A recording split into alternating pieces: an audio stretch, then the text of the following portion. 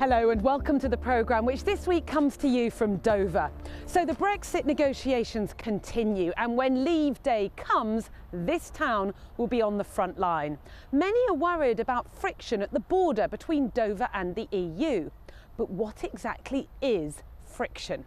Helen Catt reports. Dover.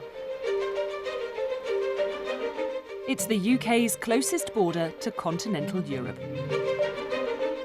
We are currently in the EU. That means in terms of customs, crossing the channel is pretty much frictionless. At the moment, we don't know what a future trade deal with the EU will look like, or if there'll be any special deal at all. But the government has said it wants to keep trade as frictionless as possible. So I'm going to find out exactly what we mean by friction. Many countries outside the EU, like Norway and Canada, have very different deals which affects trade in different ways. But for the sake of arguments, we're going to find out about the deal currently enjoyed by Switzerland.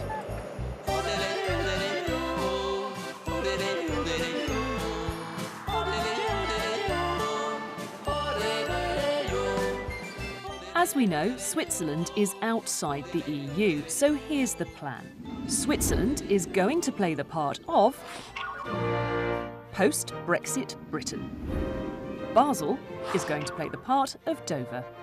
We're going to export some goods from post-Brexit Britain through Dover into the EU. Now, it's obviously not an exact analogy. For instance, Switzerland is outside the customs union, but inside the single market. Under current government plans, we'd be out of both. But the question is, how much friction will we see?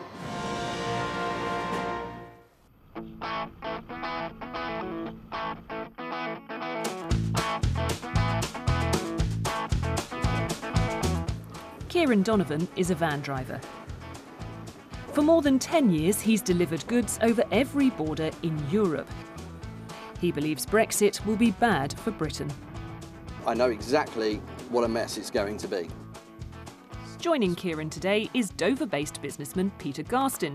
Peter was the chairman of the Dover People's Port Trust that tried to buy the port of Dover back in 2010. He believes that Brexit will be good for Britain. I'm convinced that Brexit is the right thing for this country.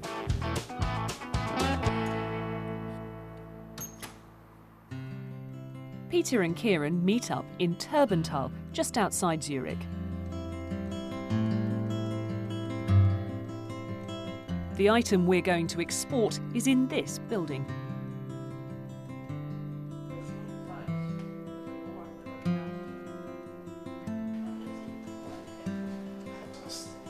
Thank you. Your approval Perfect. and your invoice. Fantastic. So this is what we've come to get. It's an exhaust pipe for a car. This is the invoice. That's the first bit of our paper trail. And that, I think you can have that, Ciaran. Thank you. Oh, he's quite heavy. Brilliant. Oh. For a back box.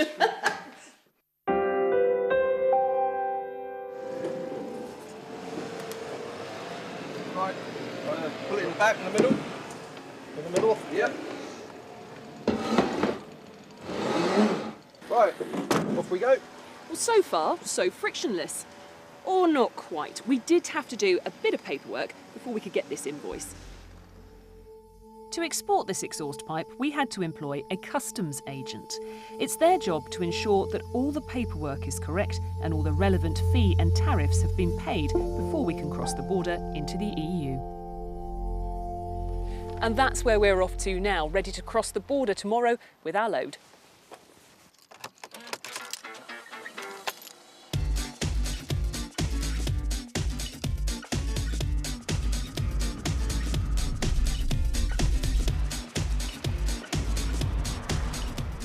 Ciaran is worried that Brexit will mean customs checks at Dover, not to mention the Channel Tunnel. If the government came up with some harebrained plan to ease the excess trucks by clearing customs and using Dover as a clearance facility, right, you would actually fill up the entire port of Dover in 3 hours. What's the solution to that, Peter? It can be solved. It won't work with the current customs clearance systems without complete automation. You can't automate customs because if you go back to the original argument... You can't automate the search of vehicles, no, but you can automate the documentation. In the same way as, 20 years ago you had to have a paper airline ticket.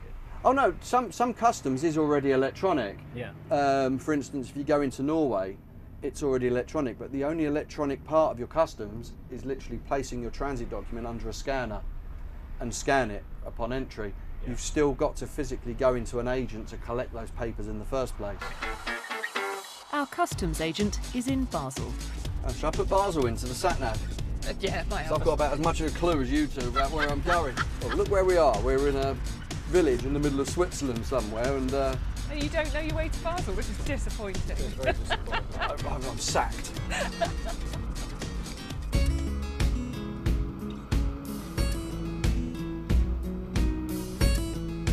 Customs agents still lie at the heart of the import-export business for trade to and from non-EU countries.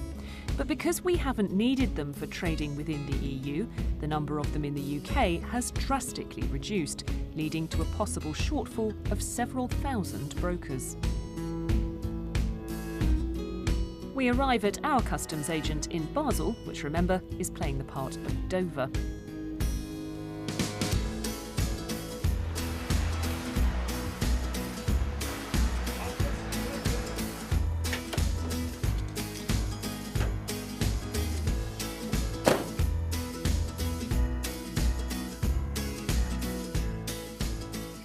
Hi, Tommy. Hello, nice to meet you. I'm Helen. This is Hi, Helen. Peter, Hi, and this Peter. is Peter. Ciaran. Nice to meet you. And Ciaran. Hi, Tommy. How you doing? Nice to meet you. Very well. How are you doing? And right away it seems that our paperwork is not in order. So this is our invoice. What have you got here apart from that? Yeah, what it is, it's what we had to do is we had to actually get in contact with that company. It's surely a very professional company, but in actual fact, we've noticed that the paperwork is not 100% correct. What sort of thing has to be on it to make sure that it will tick all the boxes for export? Yeah, what we need is, we need obviously a value of the goods. We need, in actual fact, a tariff heading, which was not completed on there, for example. We had to ask our customs brokers here in-house to actually get us a tariff heading for that exhaust.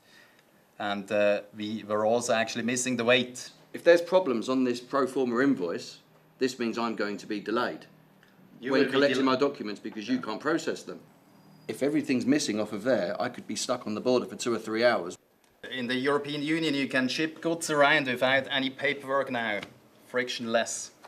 And but the knowledge has gone, since 25 years. A lot of companies, they are not producing proper paperwork for customs, and that's potentially a huge problem when you have to start doing customs entries again in Dover. Tommy tells us that in his experience, about 20% of all paperwork has errors. Now we go and do the physical customs clearance electronically. And Michael Blocking, he's the export controller. He will be doing that on screen online. Okay, so this is the import desk that Tommy's just been telling us. Now that green file there, you can see it bound up with a rubber band, that is for one truck. It's all the individual consignments that have come in from the UK. This is import documentation though, so this is under Swiss rules rather than EU ones, is that right? That's on the Swiss customs law, the import entries, yes. What do you make of all this, Peter? I think we've been told a lot of lies. I don't think anybody in government actually understands the nitty-gritty of the complexities of getting goods from A to B. Before you came and saw this for yourself, did you think the same, or did you think it was all fine and it would be okay? I'd been told it was all fine. A number of people in government have pronounced and said, yes, it's all going to be fine. Unless exporters in the UK are up to speed by the end of March, we're going to be in a right mess. It's changed my view drastically, yes. Thank you very much. I'm going to hand this over now to Ciaran. Hi Ciaran, we've finished your paperwork. That's the transit document. Cheers, Tommy. Don't forget to scan it at the border. At the border, yep. You have to scan it by the Swiss and the Germans. And the German authorities, yeah. Yep. And that's just the commercial invoices. We did you a copy as well. Yep, no worries. Just to hand this over in on clearance in Dover. If you have a problem, you give me a ring and I speak to Swiss Customs. Yeah? Okay. Sure. No worries, man. Okay. Yeah, cheers, Tommy. Have a safe trip, eh? you Cheers. very Bye-bye. much. Nice to All the meet you. best. Thanks. Bye. Right, we good to go? With the complete set of paperwork, it's just a short drive to the Swiss-German border. I never realised the error percentage was so high for documents, especially... That was something you picked up on as well, wasn't it? Was it 20% he thought? He said about 20% have something that needs rectifying. Which does seem very high. And that's a particularly serious friction. Export, import. I have no idea. Well, yeah, look, probably. you've got export, Yeah. import, 200 metres. Yeah, let's do that. Well, we're here, we've reached the Swiss-German border. Germany is in fact just a few metres that way, and the press team have been giving us some stats and facts about what goes on here. Now, Ciaran would usually be over there with all the trucks that you can see kind of going through the border pretty smoothly. But we want to get a closer view of what happens to trucks passing through the border, so we head into one of the checkpoint booths. So you make here the Swiss check, and afterwards you make the German check. But you just have to scan in the paper. Percentage of it. What would you say then? There'll be people who watch this and say, look, you know, a few hours in a van with Ciaran and he's brainwashed you in Project Fear. As a Brexit supporter, what would you say? I would say that I think we are still right to leave the European Union because we don't want a political union, but the free trade is important to us. I've been on the other side over there for 5 hours because the cost of the goods have been questioned. It does happen. It's the luck of the draw. You'll be through in 20 minutes, you'll be through in 10 hours. You know, you don't know. Politicians, I think, need to educate themselves more on how trade actually flows. At this point, our analogy of an export from a post-Brexit Britain through Dover breaks down a little. Ciaran only needs transit documents at this border because Germany is not his final destination. But today there are no queues, and once his documents are checked by Switzerland and Germany, he sails through. So what friction have we seen? Well, there's been a lot of paperwork, and that has taken time. We've also had to pay our customs agents around £150. And when Ciaran got back to Dover, the final destination for his goods from outside the EU, he was hauled in for what's known as a Route 1 paperwork inspection, which saw him delayed for over an hour.